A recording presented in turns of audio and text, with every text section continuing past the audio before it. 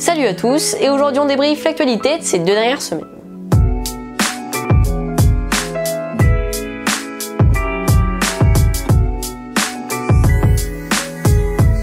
Mardi 29 mai, un homme a commis un attentat à Liège, en Belgique, avec un couteau, tuant 2 policiers et une 3e personne avec l'arme de ces 2 policiers. L'attentat terroriste est probable et l'assaillant a été abattu. L'État islamique a revendiqué cette attaque, mais rien ne dit que l'attentat a été commis par un adepte de l'organisation.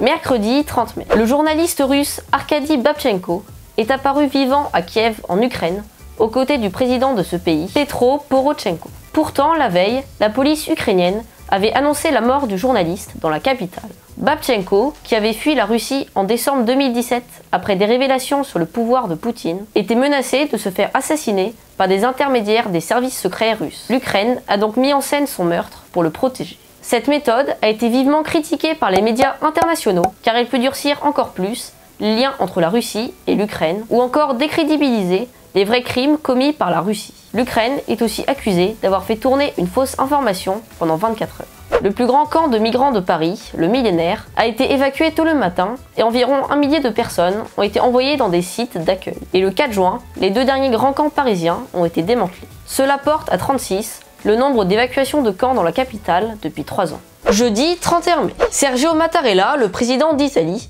a une nouvelle fois validé le nouveau gouvernement entre le mouvement 5 étoiles anti-système et la Ligue du Nord d'extrême droite. Le Premier ministre désigné, Giuseppe Conte, avait refusé le 27 mai d'être Premier ministre après un entretien avec le président qui n'était pas d'accord avec la nomination d'un eurosceptique au ministère des Affaires européennes. Car c'est bien le président italien qui doit valider le nouveau gouvernement, sinon il ne peut se former. Le mouvement 5 étoiles et la Ligue ont donc dû changer de ministre pour ce poste et Conte a accepté de se reproposer en Premier ministre. Matteo Salvini, le leader de la Ligue, obtient le ministère de l'Intérieur et promet une politique plus répressive envers les migrants. Il veut renvoyer 500 000 clandestins d'ici la fin du mandat. Aussi, le leader du mouvement 5 étoiles, Luigi Di Maio, obtient le ministère de l'économie, du travail et des politiques sociales. Le 6 juin, Giuseppe Conte a officiellement pris ses fonctions après le vote du Sénat et du Parlement. Vendredi 1er juin. Les députés espagnols ont voté à une majorité une motion de censure contre le chef du gouvernement actuel, Mariano Rajoy, c'est-à-dire qu'ils ont voté pour le renvoi de ce dernier à son poste. Il était contesté depuis quelque temps car il est impliqué dans une grande affaire de corruption. Ministre entre 1996 et 2003, il est le chef du gouvernement depuis 2011 avec son parti, le Parti populaire, libéral et conservateur, qu'il dirige depuis 2004. L'homme à l'origine de cette motion de censure est Pedro Sánchez, leader du Parti socialiste espagnol. Ce dernier, pour envoyer Mariano Rajoy, s'est allié avec plusieurs partis, comme notamment Podemos, le plus grand parti d'extrême gauche en Espagne. Pedro Sánchez a pris la fonction de Premier ministre le 2 juin. Toutefois, il va être difficile pour lui de gouverner, car les 6 partis avec lesquels il s'est accordé pour envoyer Mariano Rajoy vont pouvoir lui demander des comptes sur certaines réformes.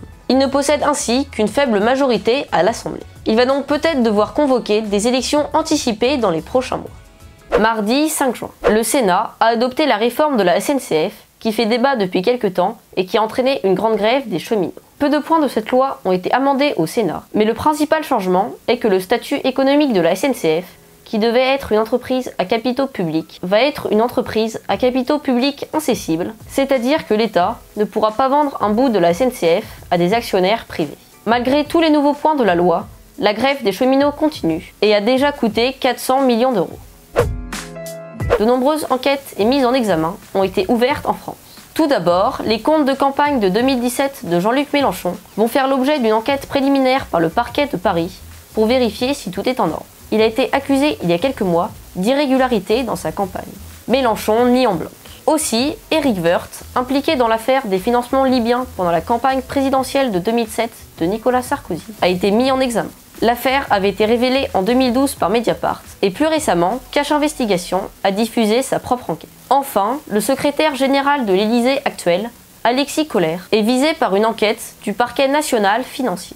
Il est suspecté d'avoir influé sur des décisions pendant qu'il travaillait au ministère de l'économie de 2012 à 2016 et qu'il avait des liens avec l'armateur MSC. Il aurait donc fait de la corruption. Merci à tous d'avoir regardé et à la semaine prochaine.